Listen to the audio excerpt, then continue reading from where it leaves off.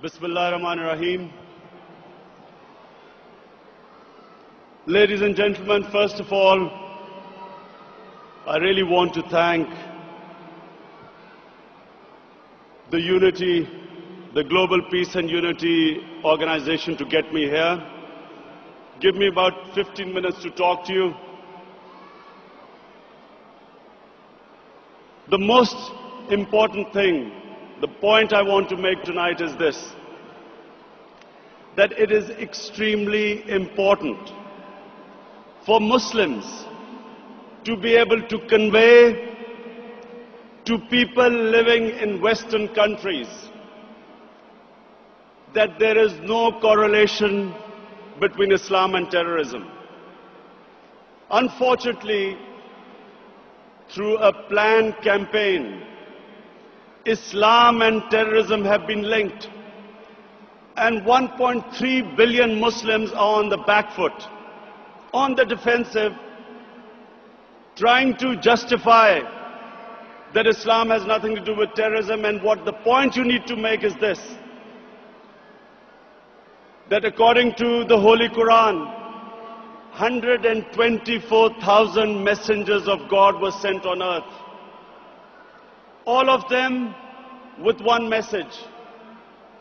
And the message was that the Almighty wanted us to be human beings rather than intelligent animals. Animals believe in might is right,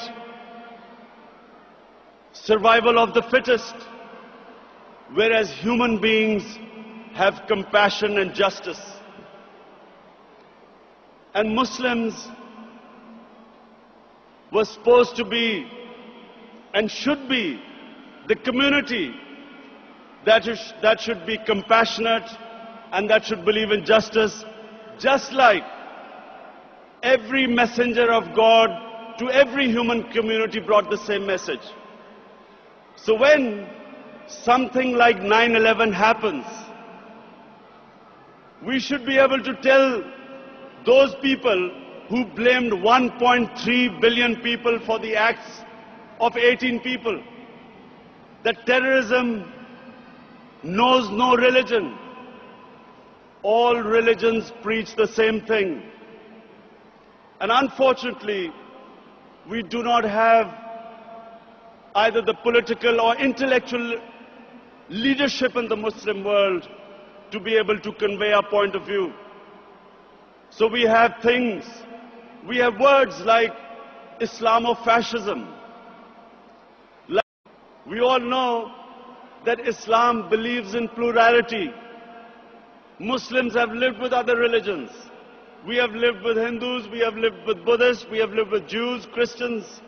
We accept, as the Quran says, Allah says in the Quran that it is through His will that we are distributed in different communities.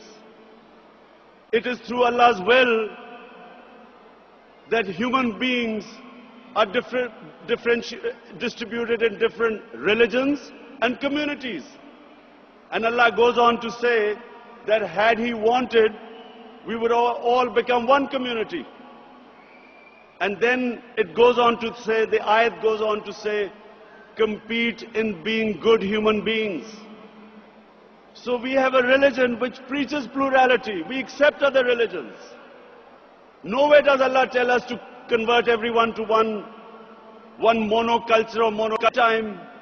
We should make them understand that Islam, like all great religions, all great revealed religions of the Almighty Allah, want justice on this earth, want peace, want compassion. Islam makes us into human beings.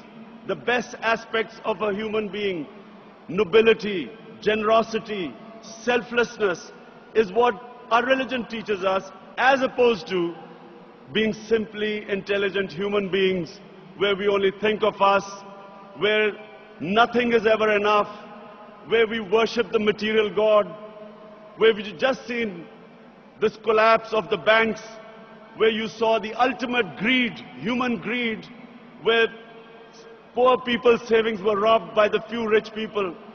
This is what Islam and all great religions preach against. They want us to be human, to think of the poor, to think of the underprivileged, to be just, to tell the truth. In other words, everything noble about a human being is. And I also feel that inshallah the time is coming where in the Muslim world we should have democracies rather than dictators and kings running Muslim countries who do not represent the Muslim public opinion. And because they do not represent the Muslim public opinion, we have puppets sitting there who are manipulated by superpowers for their own ends, as is unfortunately is happening in Pakistan, where a puppet is making our own army kill our own people in the name of war on terror, whereas in fact it has become a war of terror. Thank you very much.